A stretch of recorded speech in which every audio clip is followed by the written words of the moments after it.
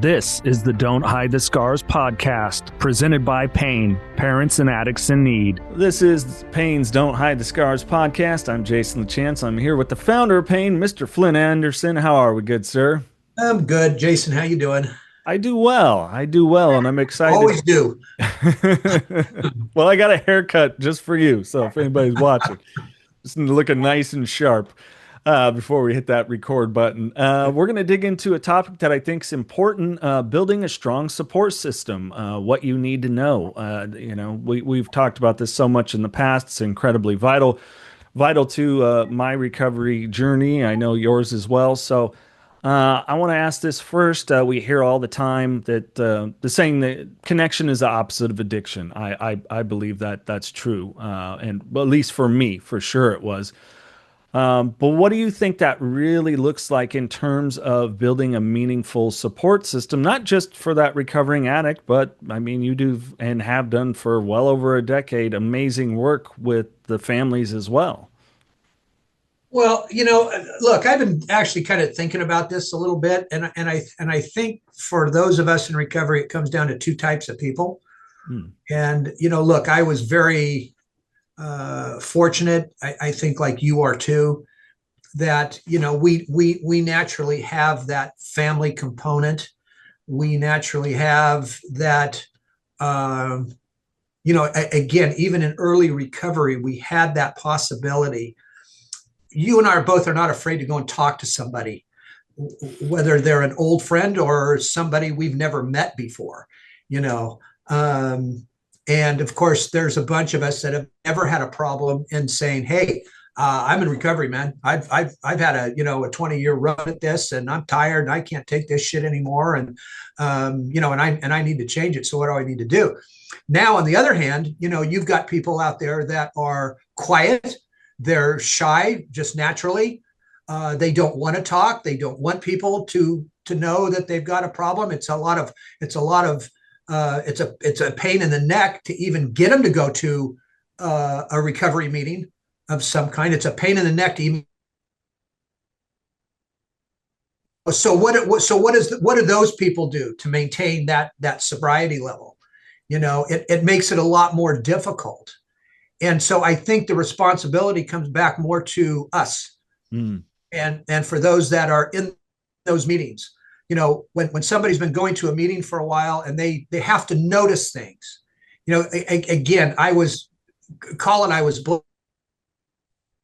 okay. He kind of gave me that ability to notice things and to notice when somebody's not talking or somebody's being shy or somebody wants to say something, but just can't, to where a lot of people have not been given that, Right. And then, of course, I'm sorry, I'll get letters for this too. But then you've got people out there that just say, "Hey, this is for me. I don't give a shit." Okay. So I think it comes down to those two areas of individuals. And so it's our responsibility as people that are continuing to go to those meetings that whether you're new or not, to notice and to look and to make sure that person next to you or across the table from you is on the right track here. Yeah. Because what happens if they don't build that community? Yeah, that was kind of going to be my next question as you're bringing this up, the around, discernment and really being able to identify who does and doesn't belong in your circle. I mean, that's an incredibly difficult thing. I believe I've told this story before where went down with a group that I was a part of online during, the pandemic, and in San Diego, went down, had a wonderful time, but went to this open meeting. Newer guy there, and there's a couple newer young ladies, they were early 20s, cute and all this. And they said something, and I kind of just picked up on this guy's energy, and I went up to them and I said, "Hey, that guy's going to come, that was 2 rows back. He's going to come up and talk to you. Make sure you don't give him your number." Yeah. And they kind of looked at me like I was a weirdo. Well, we had the break, a couple more shares. And then, he ended up coming over to him, and one of them looks at me and mimes, "How the F did you know that?" It's like, I can just spot these things. Like, Right. because especially he was newer to recovery too. So probably still looking for, I mean, that connection, not always in the most positive ways. And I'm not judging him because maybe he didn't understand that yet. It wasn't that I thought the guy was a being a perv or anything of that nature. He's probably maybe 4 or 5 years older than them. It's just, I also know what it's like to be a 28-year-old who's struggling Sure. with alcohol. So yeah, that discernment and understanding who doesn't belong in your circle. I mean, any advice around that? Any thoughts? Again, it's look. I'm also a big believer in what does one's gut tell them. Hmm. And I think people really need to hear the signs, see the signs. You know, I wouldn't be totally standoffish, but I would definitely watch out for those signs. Like, hey, what's your number? Hmm. That's a big one. If the guy or the girl or whoever, is just kind of doing that little touching thing, where hey, how are you? And again, you want to kind of stay away from that stuff. What are they saying during the meeting? It's look, it's one thing to let somebody go and to let them speak and to let them do that. But if you're going to go to those meetings, it's just not about you walking in that room, sitting down and telling your story. Hmm. It's about you listening to others and listening to what they have to say. Don't be distracted by the cockroach on the wall. Don't be distracted by the coffee pot clicking or beeping or whatever. Okay. Listen to what they're saying because there's a lot in that, and people can tell you a lot sometimes even by what they're not saying, but what they are saying, and that can be just as dangerous. Hmm. So again, I think as long as everybody is just careful about it, but is treating this the way it needs to be treated, this isn't a party scene. Okay. Look, I also think that first of all, there are professional treatment goers, there are professional meeting goers, both on the good side and the bad side.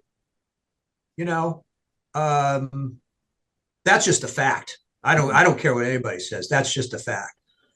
So again, discernment Yeah. comes Yeah. comes into play here.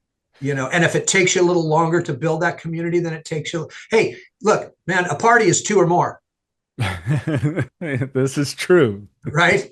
So a recovery can be two or more. Yeah. Yeah. Yeah. And it is, and it's a challenge, and I think it's just important to talk to and speak on because yeah, there's going to be that period of discernment. As if speaking from my own perspective and what I was going through, there was a healing process. I'm a person, me, I love people, and I am naturally kind of a huggy person, and Yeah, much like yourself, can go up and talk to people. And the missus always says that, like, we do our Disneyland trip or whatever. Like, who's that? I don't know. Just met them in line. It's like they were my best friend. I get that from my dad. He was the same way. Is the right, same way. right. So I think there is that that the recovering individual needs to understand too. Their old ways aren't going to work for them, but it's going to take them time and relearning. We've been using substances that cut our maturity rate. That means when we talk about that, people go, "Well, what do you mean?" Well, yeah, if we're let's say I got clean at 30 something, and I was about 16 in my mind in a lot of ways with that, so I was handling things like that, situations that require a level of maturity around them and discernment and being a level of consciousness around it, and not getting caught in my emotions, being aware of the emotion but not reacting as opposed to taking a calculated action. So it's challenging, and I know it's challenging for the family too, especially if they're an individual that a loved one of someone who's new to recovery and they haven't had any experience personally with it. One of the big things that you do an amazing job of talking with people about is that how they can be supporting of a loved one and yet not enabling. What are some of the things that you tell people when they come to you with that? Like, hey, I know I'm being enabling. I'm not sure what to do. How do I set boundaries in essence? Okay, so let's just take a new person that's in recovery, and the parents, let's say, all right, they've been coming to a few of these meetings, but they really don't know the difference yet because it takes the parents just as long in their recovery as it does for the addict or alcoholic in their recovery. So that kid, whoever, gets out of treatment, going into outpatient, whatever, but winds up going to meetings. Okay. And the difference between the boundary setting and enabling, but we'll take enabling here. When that kid or person comes back from the meeting, the parent doesn't need to go, how did it go? What was said? Who was there? What, even as little as was there coffee? Were there refreshments? You don't need to play 20 questions with that person. Okay. In the beginning, you don't need to. First of all, the person that's going to these meetings in the very beginning, he or she doesn't even know what's hit him yet. Mm. Okay. They don't even know what the meeting is about yet. Excuse me. They've just heard that, this is a recovery meeting. So I would, if I'm the parent or the loved one or the spouse or whatever, excuse me, I would simply not do any of that. Did you enjoy your meeting? That's about as good as it gets right there. Mm. And if they say, yeah, say fantastic. What do you want for dinner? Okay. As time goes on, that person then will be able to, if they want, tell you a little bit more about it. Okay. But the person in recovery is going to have more respect for that loved one or that parent or whoever if you don't ask 20 questions. Yeah. Okay. I mean, I think that's the big one right there. I mean, enabling is such a huge word, and the consequences of enabling are so vast, Yeah. that sometimes people don't even realize when they're enabling. New Perceptions North, the premier drug and alcohol treatment and recovery center in Central California. A full continuum of medically supervised, top quality care with programs for detox and patient residential treatment with dual diagnosis, intensive outpatient treatment, sober living support groups, and more. New Perceptions North provides adult men and women with the highest caliber of professional health care, treating each client with compassion and respect, in a safe, comfortable environment to begin the process of recovery to proudly create and sustain a life without addiction. Call 559-978-1507 or visit newperceptionsnorth.com. And I think you bring up such a good point about what you're recommending there about not, essentially interrogating them when they get home is, it's that when we think of enabling, we don't put the word violation in there, and we really should in a lot of ways because part of that process that's important as the loved one is that rebuilding of trust. And I mean, it's I think maybe a good thing that I would add is I hope you had a good meeting. If you ever Yeah. want to talk about it, I'm here for you. Yeah. What's for dinner? What do you want for dinner? Right? It's letting them know you're available. Yeah. Because I think we have to accept as a loved one, and even if I went through it with a loved one now, I may not be the person they need to speak to at that time about this. So I think that can be another side of enabling, bullying our way in there. You're going to talk to me, darn it. Well, some of us, I know for me, and I still have this, and it's probably one of the mature things that I do out of the few, is the missus will ask me, "Are you okay? Something?" Yeah. And I go, I'm feeling something. I don't know what it is, but when I do, I'll let you know because I don't Sure. even know. Sure. We And don't know what our feelings are. yeah, and that's okay.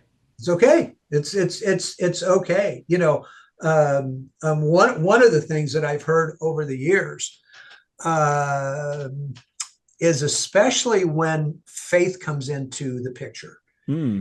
And one of them, again, I'm not saying good, bad, or indifferent here, okay?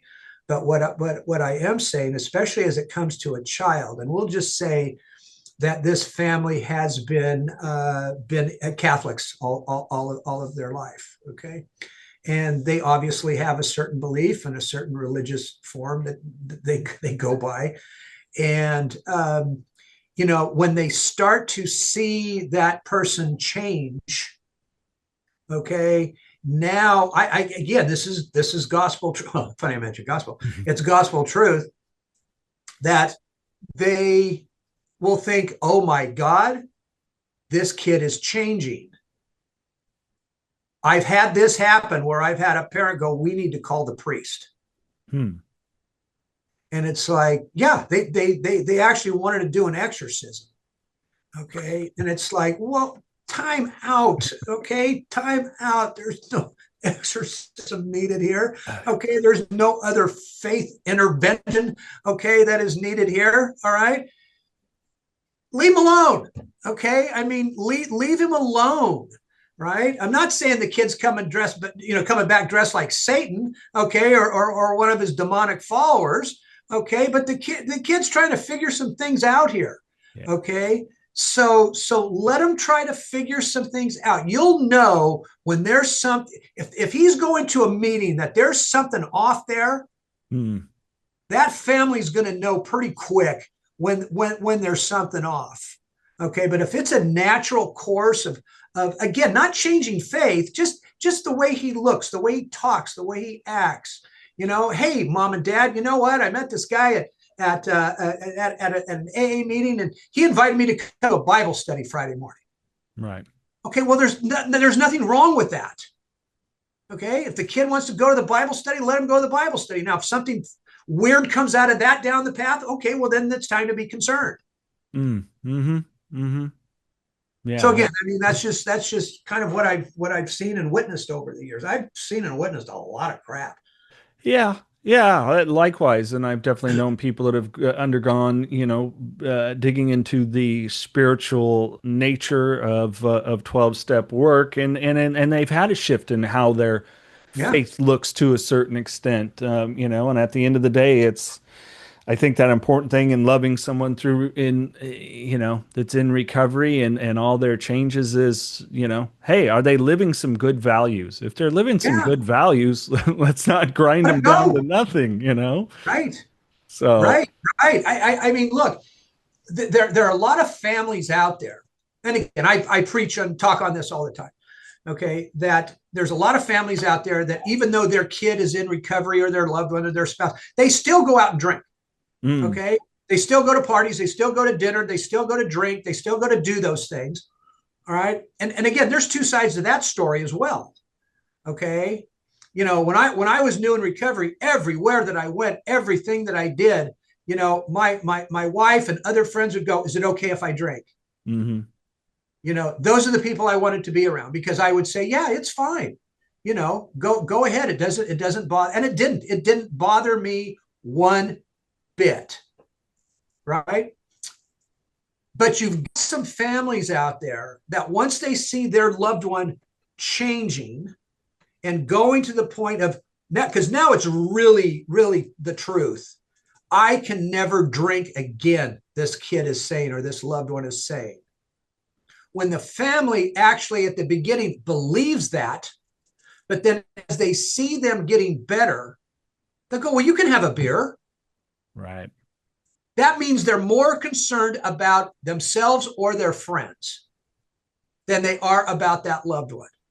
Right. I go as far as telling families, for the first 2 years, any Christmas party, birthday party, Easter party, Groundhog Day party, I don't give a damn what party it is. Okay. And if it's at your house, there is no alcohol served at your house. Well, their answer is, he's an opiate addict. Why wouldn't I have alcohol? Do you know how fast I could take a drink off a table if I needed to? Okay.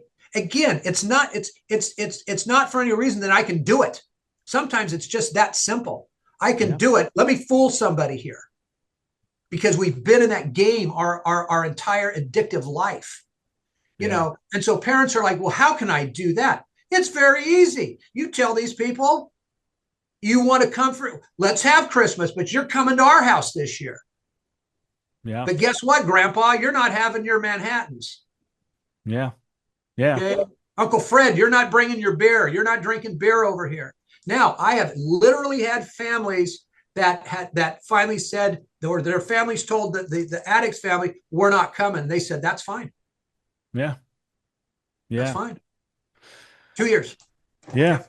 Yeah. Well, and I think that's important too, because I was going to ask you about, as far as that individual in recovery, setting those healthy boundaries with people who may not be supportive of their sobriety. That I think it was back in December around the holidays. We had an episode on here talking about those maintaining, especially early in your recovery, and looking out for yourself, and that's such an important thing to do. I know for me it was once I got to a place of being comfortable going out where I know there was going to be alcohol consumption, but boy, once I heard that first slur word, the like or the over jovial, the person that all of a sudden loves everybody, Yeah. I'm out of there. I'm out. Goodbye. Right. Goodbye. Yeah, and Right. it's not from a place of judgment. It's just for my own well-being and just not wanting to be around it. Like it is incredibly just unappealing, you know. Yeah. If we can't have good, genuine conversation here, I don't want to have it. Yeah. I'm out, and I'm certainly not going to babysit anyone. Right, right. Well, again, it really goes all the what we're talking about now really goes back to all the way to the beginning. Okay, of having those people around you that care. Hmm. Okay, of building that network. And again, very very fortunate was I, to have that family. So what I would do into about my fifth year is I just screw with everybody. Okay, so we would go over to like my brother-in-law's house, right? And he had this bar set up because again, it just doesn't bother me. So all of a sudden I'd go, I'll bartend. Okay, and I'd get these people going, what's he doing? Okay, and I'd go behind the bar, and so I'd start mixing a few drinks, and then all of a sudden I would already take a bottle of whatever, especially vodka, because you could change it with water, and I'd put water in it in a smaller bottle, and then I'd pour it in a glass, and then I'd do it like this. Okay, and everybody go, no. I mean, it's funny how many people were actually watching, right? Sure. And I'd go because there's like 50 people there all the time, and I'd hear no, and I'm going, gotcha. Okay, because it's just water. All right, I'd pour it out. It's all water.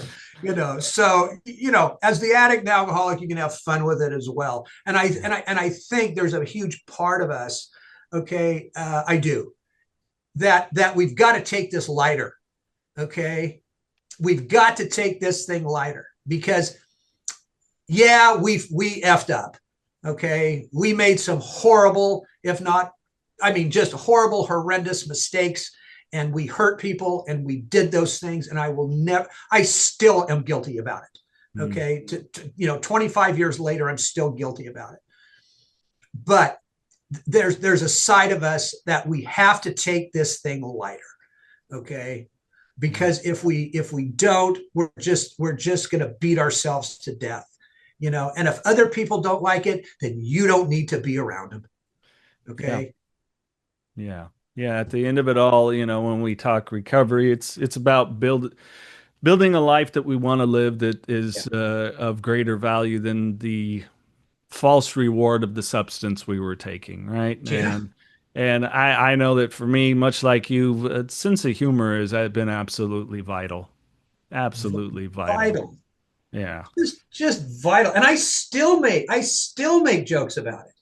Right. With my friends and on here and and everywhere else because God, damn it, some of it was funny. I mean, some of it. I mean, we'll be standing on the number 10 tee box, and somebody will say something, and I'll go, "Oh my God, does that remind me of?" You're Okay, right. and I'll tell them, a quick little story before teeing off, and I got them in tears, and they're gut laughing everywhere, because they go, "Are you serious? You really did that?" And I'm going, "Yeah, I really did that." I Yeah. mean, it's now it's funny stuff, you know Yeah. without Yeah. hurting them. Yeah. Without hurting anyone. Yeah. Yes, absolutely. Well, anything else you want to, Lynn, before we bring this to a close, Mr. Anderson? Look, I just, I look, it's, I know this is a touchy subject for a lot of people. It is. And this is what I have to say to it. And right now it's addressed to the parents and the family members. Okay. Because we are facing a time in our world and in our society today that we truly are not talking about addiction. I need people to understand this. We are talking about fentanyl. We're talking about overdose. We're talking about the fentanyl, the xylazine, and the carfentanil that is coming over the border. Okay. But what we're not talking about is, again, God bless DEA and law enforcement for trying to stop those drugs from coming across the border. But we still have the addiction problem. Every stat says it. Every study shows it. Everywhere we go, relapse rates are still the same. Recovery rates are still at 7%. That's a 93% unsuccessful rate. Okay. We are looking, and we do have now some things that are moving towards a solution. But people and parents, especially those with kids, and again, kids are I'm talking anybody from 16, 17 and up, okay, to whatever age, 50, who cares? If you want to know about addiction, join our Pain Parent group on Wednesday nights.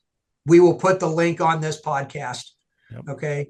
So you can come on, because even today, as I did one more stupid thing in my older years, okay, of locking my keys into my private individual office and didn't have a spare, I had to call a locksmith over here. Okay. And sure enough, I ask everybody when they come in here, hey, did you ever hear of this? He goes, oh, dude. He goes, I was on Percocet for 4 years. Huh. Okay? He goes, I was on another drug after that. I finally got off everything. I'm doing fine. I go, you got kids? He goes, yeah. I go, where do they go to school? He goes, one of the best here in the Valley. Everybody kind of knows who that is, right? I said, that's the largest school district in the state that has the problem with. He goes, no. Are you kidding me? I go, see, you didn't know. Okay, you didn't know. So again, we're talking about addiction. If you want to know what is going on with all this, join our parent groups. If you just need the support, they're free. Okay, you can join via Zoom. I don't care where you come from. You can come from Greenland for all I care. Okay, but get on here so you know about this, so you're not facing this issue down the road with your child somewhere. Yes, sir. Absolutely. And like Flint said, that link for the Wednesday night support meeting, 6:30 p.m. Pacific Standard Time on Wednesdays is in the podcast description, as well as the code to get into the meeting or attend in person if you're in the Central Valley as well. The address is in the podcast description for the Pain headquarters too. So thank you again for listening to Don't Hide the Scars. Hit that follow on Apple Podcasts, Spotify, or whatever podcast platform you're on.